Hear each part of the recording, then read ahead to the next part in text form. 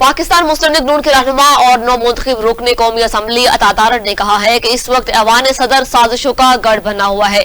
सदर मुमलिकत अपने ओहदे से इंसाफ नहीं कर सके। पार्टी सेक्रेटरीट में प्रेस कॉन्फ्रेंस करते हुए लीगी रहनुमा अता तारड़ का कहना था कि सदर अलवी पाकिस्तान तहरीक इंसाफ के ओहदेदारों से खुफिया मुलाकातें कर रहे हैं। आरिफ अलवी ने कौमी असम्बली का इजलास नहीं बुला रही। कौमी असम्बली इजलास की समरी सदर मुमलिकत को भेजी गई, लेकिन सदर अपनी आईनी जिम्मेदारी निभाने से गुरेजा है। उन्होंने कहा सदर मुमलिकत पाकिस्तान में जमहूरियत को नुकसान पहुंचाने के लिए तहरीक इंसाफ के कारकुन बने हुए हैं, निभाने से गुरेजा हैं। और देखिए, आइन के अंदर ये बात दर्ज है कि आप इजलास नहीं बुलाएंगे तो जब 21 दिन पूरे हो जाएंगे इलेक्शन को, तो उस दिन तो इजलास ऑटोमेटिकली स्पीकर कॉल कर लेगा, क्योंकि आइन के अंदर दर्ज है कि 21वें रोज कौमी असेंबली का इजलास बुलाया जाना है और वो 29 तारीख बनती है।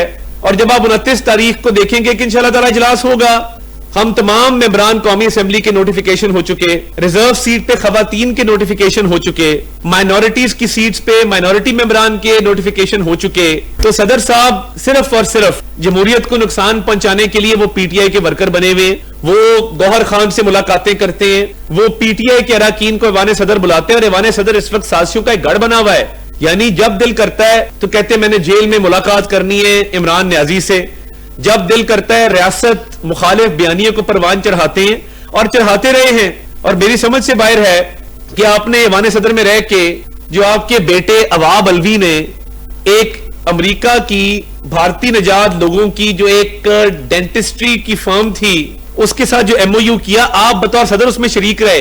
ये मैंने मीडिया के अपने भाइयों से शेयर किया, वो इमेज अगर आप साइड स्क्रीन पे भी चलवा दें कि ये आपने जो 700 करोड़ का एमओयू किया और 700 करोड़ बटोरे उन भारतीय निजात अमरीकियों से जिनके साथ ये एमओयू साइन किया गया था। आप बतौर सदर आपका क्या ये आपको जेब देता था? क्या आपका जो मनसब है, आपका जो ओहदा है, ये इस बात की इजाजत देता है कि आप अपने बेटे के कारोबार को फरोग देने के लिए एक एमओयू साइन करवाएं? और वो निजी नौयत का एमओयू गवर्नर हाउस कराची में साइन हुआ। डॉक्टर अवाब अलवी जो खुद डेंटिस्ट हैं, वो 700 करोड़ का एक एमओयू करते हैं ब्रिंगिंग स्माइल्स के नाम से एक कंपनी के साथ, और आरिफ अलवी बतौर सदर मुमलिकत उस एमओयू की दस्तखत करने वाली जो साइनिंग सेरेमनी थी उसमें मौजूद थे। आपने अपने ओहदे का गलत इस्तेमाल किया, आपने अपने इख्तियारात का नाजायज इस्तेमाल किया, अपने बेटे को मुनाफा पहुंचाने के लिए गवर्नर हाउस में एक एमओयू साइनिंग सेरेमनी रखी। वो एमओयू किसी मोटरवे का नहीं था, किसी पावर प्रोजेक्ट का नहीं था, पाकिस्तान में इन्वेस्टमेंट लाने का नहीं था। वो एमओयू अपने बेटे की कंपनी का किसी और कंपनी के साथ था जिसमें भारतीय निजात अमरीकी मौजूद हैं और 700 करोड़ रुपए इनके बेटे ने कमाने थे।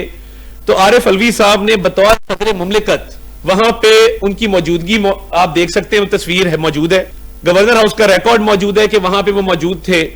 खुद आप करप्शन करें 700 करोड़ की और जमहूरियत को डीरेल करने की कोशिश करें। हम तो डेमोक्रेटिक कंसोलिडेशन की तरफ जा रहे हैं। हम तो चाहते हैं कि जमहूरियत इस मुल्क में मुस्तहकम हो, इस मुल्क की मईशत को इस्तेहकाम जो है वो मिले और इस मुल्क में इन्वेस्टमेंट आए, गुर्बत कम हो, बेरोजगारी कम हो। और सदर साहब वहां बैठे साजिशें कर रहे हैं, और ना सिर्फ साजिशें कर रहे हैं बल्कि डे वन से जब भी उनको मौका मिला है, कोई अहम अपॉइंटमेंट्स का मामला हो, वो उठ के भाग के जो है वो जमान